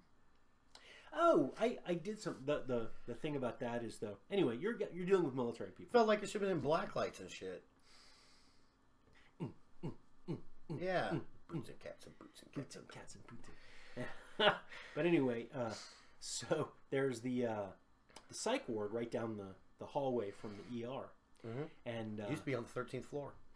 The old Portsmouth Naval Hospital. Well, it might still be, but no. Where the 13th floor is the old hospital, that's where the psych ward was. Oh, okay. I was part of a group on the ship that we used to sit around and sing on the hangar bay when we were out to sea and stuff. We called ourselves the 13th floor. Oh, fun. Yeah. So we that's so anyway, somebody was being transported up to psych ward for some kind of watch, and he broke loose and ran away. And he's got 2 Marines chasing him down the hallway. Stop! He's got a catheter. Bert stepped on the catheter. Oh! So, for those of you who don't know... Oh, that just hurt my ding-ding. The way a catheter works is they run a tube into your ding-a-ling, into your bladder. So, it's in your bladder, and they pump up a balloon with a little hole in it so that you can drain. I mean, it's not a very effective way to drain, but it will, keep you from dying, from becoming septic. And so he steps on the catheter. Stopped him like that. I don't care what you're on. I don't care what drugs you're on. I don't care how crazy you are. When the balloon in your bladder grabs hold of you, it throws you face down on the ground. So yeah, Bert doesn't play. He does not mess around. This is the same guy. He's been an ER nurse for 20 years. He could care less. This is the same guy that the head doctor walks in, and he's in there with the residents, showing them how to pop popcorn with the defibrillator paddles. That's like giving birth through your dingling. Yeah, it's trying to. Oh, but it's like giving birth to a watermelon through your dingling, because it's not coming out. Oh, whack, right in the ground. And the Marines walk up and wince. Oh, yeah. He looks at him and he goes, "Gentlemen, can you grab the patient? Can you take?" And they're like, "Is he going to be okay?" And Bert's like, "Oh, he's fine." He's not. He's not happy, but he's fine. He's not. I'm not fine. I just heard it. Jesus. Oh yeah, shut him down. Oh, what was that? Jesus Christ! I don't even know what's going on with my hair. I don't know what it's doing. Do that. It's like the guy in South Park. Yeah. Oh my God. Yeah, no, it's no joke. Bert has no. Bert also has a really funny story because you're talking about a giant man. Hilarious. I'm 6'2", close to 300 pounds, and Bert's bigger than I am. Yeah, Bert's a big man. So Bert grabs this old lady who's laying on a gurney, and she's in the middle of a psychotic episode. She is like losing her mind, screaming, and just freaking out. Well, he's got a hand and a leg, and he's just holding her down. It's like, not a big deal. And he's got a partner on the other side, hand and a leg, holding her down. And she looks him right in the eye and goes, "Bert, you're going to hell." Well, Bert starts freaking out. And his partner realizes he's freaking out and looks up at Bert and goes, "Bert, name tag." And he's like, "Oh, thank God." Because all he can think is, this woman in a psychotic episode knows my name. How the hell does she know my name? Knowing names is very powerful. You can screw with people if you know their names. We know that. Oh yeah, and so he freaked. Oh. He said he was a little shaky after that. His buddy was like, "Let me get somebody else to help me out for a second." I have to tell you about this. So, I picked up these 3 16, 17-year-old girls on Uber. Oh, Uber. thank God! I picked them up Uber. Yeah, okay. So I'm taking them to this block, and to this row of houses. Can you pick up minors in Uber? Yeah. I've picked up young ones. Yeah, probably 12, 13-year-old. I don't think you're supposed to. I think it's the Uber. Is it? Okay, I never. So it's like Facebook. They say they're 18, but they're no. It's usually their parents that are calling the Uber for them. Because anytime I pick up a younger kid, it's usually like their mom's name or something like that that's on the think so. Okay. But so I picked up these 3 girls, and I picked them up from a party, and I'm taking them to one of their houses. And one of the girls looks back and says, "Hey, can we go to the 4700 house first?" I'm talking about an address on the same street. And the other girl's like, "Yeah, could you like drop us off like a block early?" And I was like, "Sure, that's no problem." Okay. It's their ride. You know, they get to drop off where they want to get dropped off. And I said, "Is that the haunted house?" And she goes, "How'd you know that?" And I was just fucking with them. So I decided to continue to fuck with them. I'm like, "Oh, I'm a paranormal investigator. So you know about that house?" They were seriously going to a house that they actually both used to live in because it's owned by their uncle. That's like super haunted, and they wanted to go because now it's abandoned. Oh, yeah, that's a good idea. And go kind of, I mean, just kind of go hang out over there again and see what they can see type of thing. Doesn't help that the house is like right near Cavalier Hotel, which is probably the most haunted place in the state, which what they've done by the Cavalier Hotel is fucking atrocious. What do they do?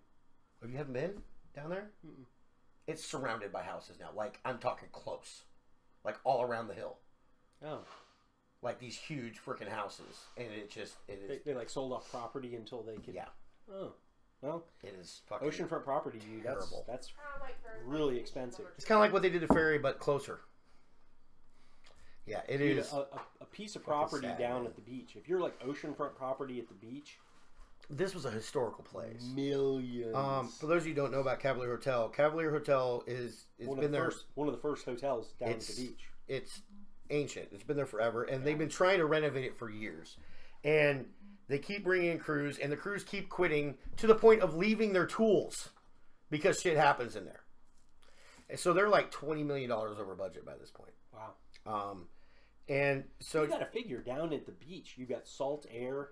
And pipes are still pipes until you get all the, what are they called, PVC pipes laid in. Well, that's gonna rust. This How long place, a PVC pipe lasts. I don't know. So the Cavalier Hotel, I mean, like I said, it's a historic place. Construction began in 1926. Took 13 months. 225 men laid 500,000 bricks. Large amount of bricks used in a single building in the state of Virginia.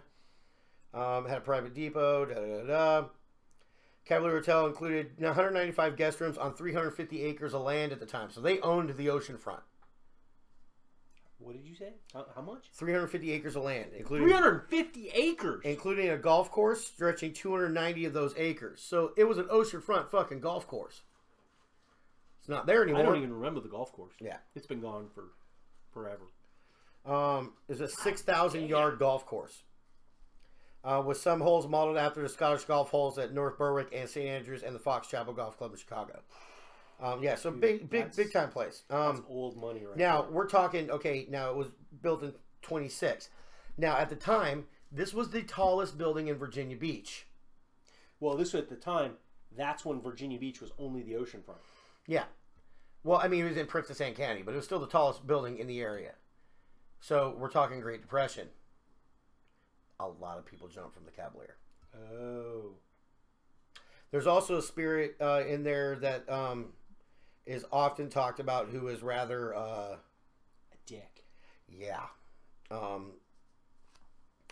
Franklin Roosevelt stayed there. Harry Truman stayed there. Dwight Eisenhower stayed there. Kennedy, Lyndon B. Johnson, Nixon, Gerald Ford, Jimmy Carter, Muhammad Ali stayed there. Betty Davis, Judy Garland, Elizabeth Taylor, Benny Goodman, Doris Day, F. Scott Fitzgerald. This guy, like Will Rogers, Fatty Arbuckle, Frank Sinatra, Bob Hope, Bing Crosby, Calvin Coolidge, Herbert Hoover.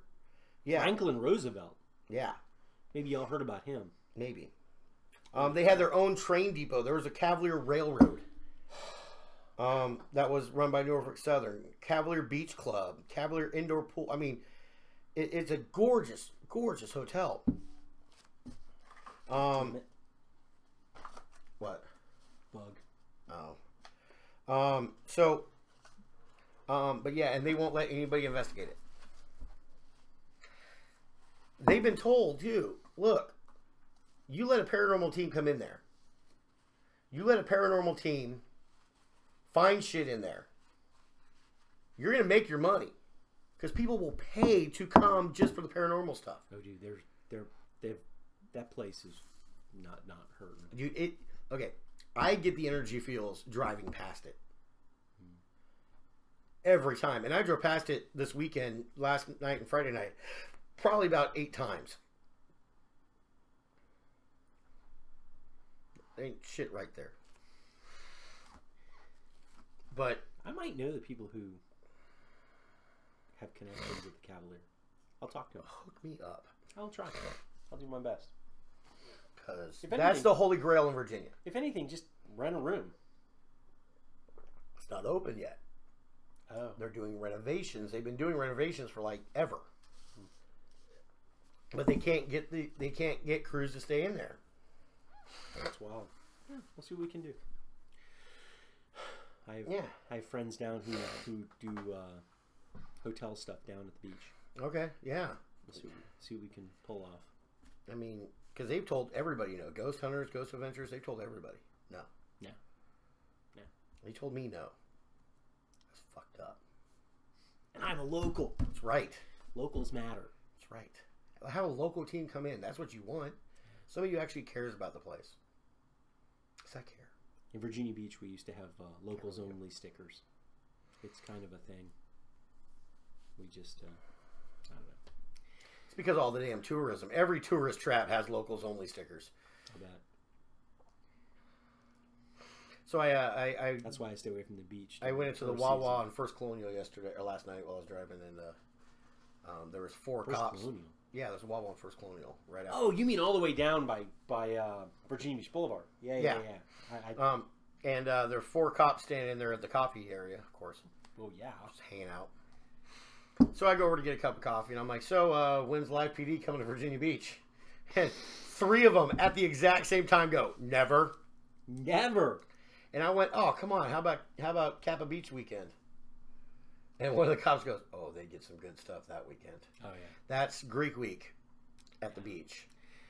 The most violent time in Virginia Beach. It didn't used to be. Time of the year, and I disagree.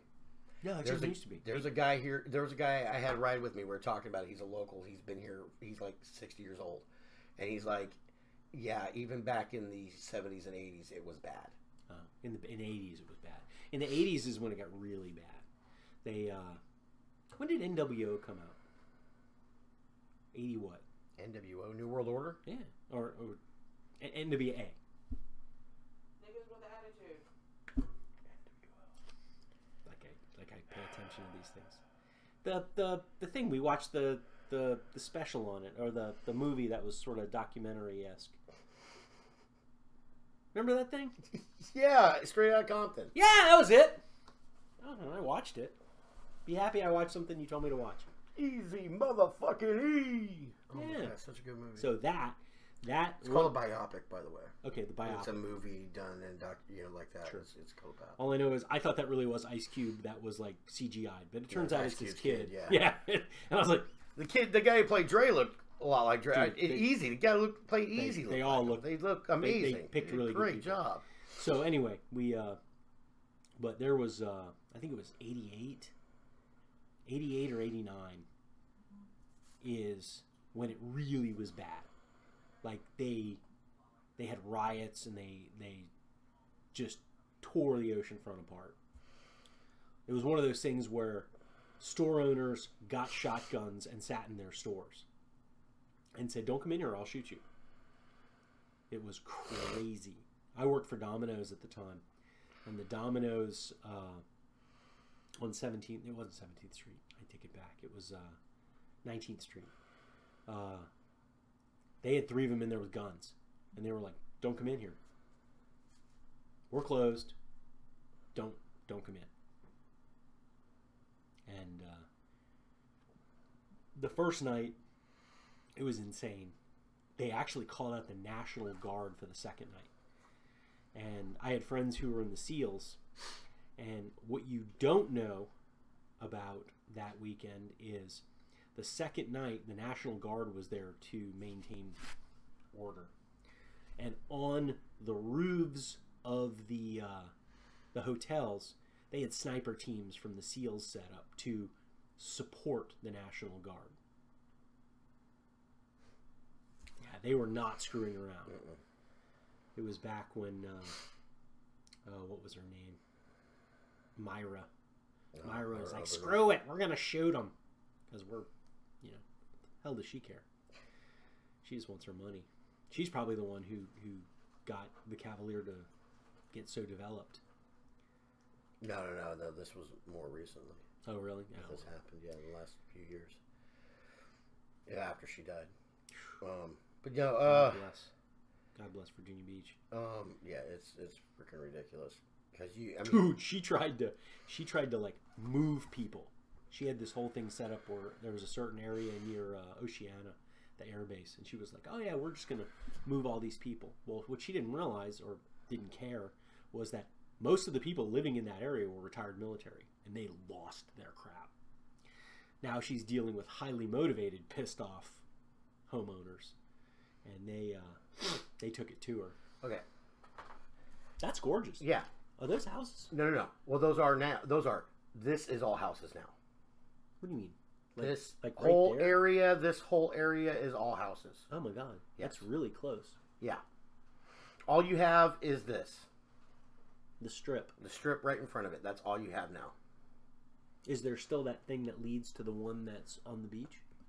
That's been torn down. The tunnel's been torn down. That's crazy. Actually, the one on the beach has been torn down. Oh, really? The Beach Cavalier got torn down? Oh. I'm trying to see if they got pictures of it now with all the housing. Recent Cavalier picture. Yeah, it's pretty sad. I mean, it's just you drive by and you're just like, what the hell did you do, man? Well, people, I don't know. People want their money. You got to figure, especially if the Cavaliers losing money and they can't get stuff restored, they're just going to start selling off land. I told them how to make money. God damn it! Make it a haunted hotel. That's crazy. Of course, if you chase all the ghosts away to get their crews in there, then what are they going to do? You can chase all the ghosts away. There was an. Oh wait. Works. How about like Google from above? It might show it. They pull up maps. We have magical technology now. I love a parade. Oh yeah, the Cavalier Residences is what they're calling it. That's just a drawing of it. Cavalier Residences. What street is it? Atlantic. Oh, I meant Atlantic and what? And Atlantic. Actually, it's at Atlantic. We're Atlantic. Either you turn left to stay on Atlantic, or you go straight on Pacific. That part. When you're coming from Shore Drive. I'm thinking. So, 45-ish. 45th Street. Yeah, there we go. Oh, look. Here's an overhead map of what it looks like. See? Hold on. I'm almost there. This is ridiculous. If you guys look it up, the Cavalier Residences is what it's called in Virginia Beach. Cavalier. Oh, look. Oh. The Cavalier. Yeah. See? That's all houses now. And there's the hotel. Oh my God. Yeah. That's like on top. Yeah. It's like right there. Yeah, hit the your little map thing down there. Your little switcheroo thing. This. Oh, that's your... Yeah, that's street level. What? Turn. Going the wrong way. Oh, okay. Anyways. But yeah, it's really sad, to see it like that. See with all these houses like butted up against it. Yeah. It's not cool in my opinion. But, Boom. There we go. Atlantic. Come south. Wait, where are you at? Oh, here we go. This is still showing construction, but yeah. Yeah. Oh, yeah, they're building oh, my God. Yeah. It's like packed. Yeah. And they're tight, close together houses, too. So it's not even a place you want to live. You don't even have a yard. Yeah, you don't have any yard. You have no yard. There's no yard there. This is terrible. Yeah. And it's not like the best location to live. I mean, you're right there on the ocean front. Yeah, see, everything's torn down across the street. They tore down the old the new They tore down the new one. The beachfront Cavalier. Wow. But you're not even oceanfront. You're across the street from the oceanfront. Yeah. And you're good mile or two away from the nearest gas station. Freaking tourist season is going to be terrible to live there. You don't want to live on the oceanfront during tourist season. Dude, look how tight those houses are. That's what I'm saying. You're just like San Francisco. Those aren't houses. Those are houses. No, those aren't houses. Those are like town. No, those are houses. They are houses. Those are houses. Oh my God. Yeah. Very expensive. Very, yeah. Good Lord. Yeah, it's packed. That's crazy. All right. It is. Anyway, sad. It is. Yeah, because look. Yeah. Those are the houses. Yeah. Cavalier residents. So most likely the people who own the Cavalier just built a bunch of houses nearby. That's what they did. All right. Well, who knows? Maybe they don't sell them. Maybe they just rent them. No, they got people living there. I'm sure some of them will do that. They'll rent their house out for a beach house. I mean, for stupid money, like thousands a week. Oh, dude, it'd be stupid. Like thousands a day. Who knows? Probably. Yeah. Probably thousands a day. Some of those. You're looking at probably $3,000 a day to live down there during the tourist season. I'll tell you what, if you're near the beach, that close, you're talking millions. Like not a million. Yeah, it's millions of dollars. Millions to buy it. If you want to buy a hotel at the beach, oh my God. 100 million? Yeah. Stupid amounts of money? Yeah. Just to buy a hotel? Holy crap. Anyway. That's why a lot of the old ones are sold. Well, they've sold a lot of the ones that have been there for years, that were there when I first got here. A lot of those are sold. Yeah, because they just couldn't afford to live there. They couldn't afford to keep a hotel there, man. Just the taxes. Well, here's the thing, and also salt air. It chews them up, and it's crazy. Maintenance is a bitch. Yeah, you got to think about maintenance in a hotel, period. All those people dragging sand in and new carpets. Oh, yeah. Now and then. Oh, God, yeah, it's crazy. I bet you every night you're in there just cleaning carpets. Oh, yeah. And I don't know if you've ever, if you go to the beach and you get in the car and you go home and you put a bunch of salty, sandy towels in the car and you have the old car mats, and they get salt and sand in them. They stink. It doesn't take long for that shit to stink. Salt water just reeks. We used to, in the old days when we were kids and we used to go to the beach a lot, we'd go to the carpet remnant places and fish carpet out of the dumpsters and cut it up and make our own mats. Nice. And then just throw them away. Yeah. Because, by halfway through the year, you're like, I don't want to get in my car anymore. This is disgusting. Yeah. But anyway, hope y'all had a good time. Yeah. And we are gonna boogie. We are. Do something good for yourselves. Have a fun. good time. Yeah, have fun. Figure out, you've got 3 aspects of your life. You've got physical, mental, and spiritual. And if you take a big pie and cut it into 3 pieces, if you've only got a portion of your physical, a portion of your spiritual, and a portion of your mental, imagine that's a wheel. And as it rolls through life, you're going to only be as good as your weakest part. I'm going to go take care of 2 of those. Awesome. Yeah, I'm going to do evidence analysis, so I'm going to go mental looking for spirits. Nice. And then go for a walk. Probably not. Go for a walk later today. Get things moving. It's like the oxymoron fun run. Nothing fun about it. All right. See you guys later. Love you.